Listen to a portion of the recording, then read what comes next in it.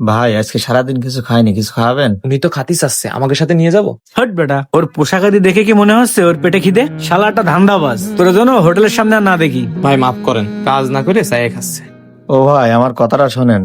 আমি একটা বিপদে পড়েছি, সত্যি বলছি। এতবার যখন করছে নিয়ে চল, কয় টাকায় বা খাবে? তোর এর গেট আপ সেট আপ দেখে কোন জায়গায় ভিক্ষুক মনে আর হচ্ছে। বিল দরকার হলে আমি দিবান, নিয়ে চল। ভাই চলেন। যাক, রাত্রের বুঝটা কমপ্লিট। বর্তমান মানুষের বিশ্বাস করানো কাজটা খুব কঠিন। ওই লোকটার পেটে অনেক খিদে, আগে আগে যাচ্ছে। আরে ও ধান্দাবাজ। বলছি কি ভাই, আমরা খিচুড়ির সাথে গরুর গোস্ত খাবো, আপনি কি খাবেন? আপনারা যা খাবেন তাই খাবো। এই তাহলে ওনার জন্য গরুর গোস্ত দিয়ে দিই। তোর যখন জুত আছে দে। এ মামা, গরুর গোস্তটা বাড়াই দিন। মামা লন, আমাকে লোকে আনছি, আর কিছু লাগলে কইয়েন।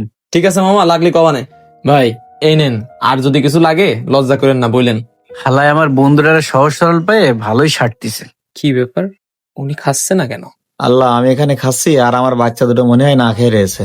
এই ভাত আমি কি করে মুখে দেবো? আমার সব টাকাগুলো ছিনতাই হয়ে যাওয়ার কারণে আজকে তো সারাদিন বাড়িও যেতে পারলাম না। ওনাদের কাছে কি একটু খাবার পার্সেলের জন্য বলবো? না, ওনারা আবার কি মনে করে।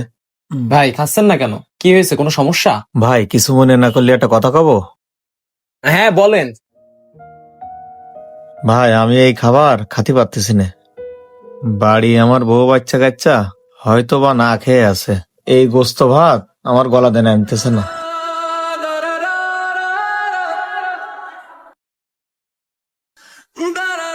তাই করছে কি, এই খাবারগুলো আমি পার্সেল করে নিয়ে যাব। দেখেছিস, এই জন্য আমি কইলাম ওনারা আনার দরকার নেই। এখন এই যে খাতি বসে বাড়ির চিন্তা করতেছে, দেখেছিস নতুন আর এক ধান্দা। ও ভাই, আপনি আমারে ভুল বুঝবেন না। আমি নতুন কোনো খাবার অর্ডার দিতে করছি না। এই খাবারটাই আমার প্যাকেট করে দেন। দোষ, ওনাদের দেখে ফ্রড মনে হচ্ছে না, তুই এরকম করে কইস না।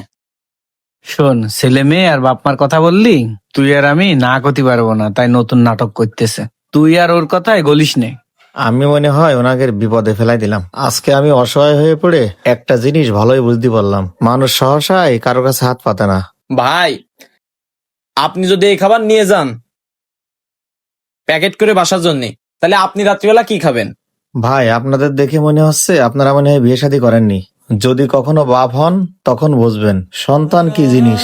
সন্তান না খেয়ে থাকলে ওই বাপের আর ওই রাত্রে ঘুম হয় না।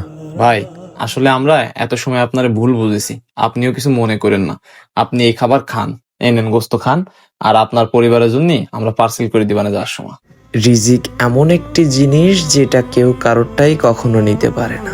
আপনি কি ভাবছেন আমরা ওনাকে খাইয়েছি? আসলে তা না, মহান আল্লাহ তাআলা আমাদের মাধ্যমেই তাকে খাইয়েছেন।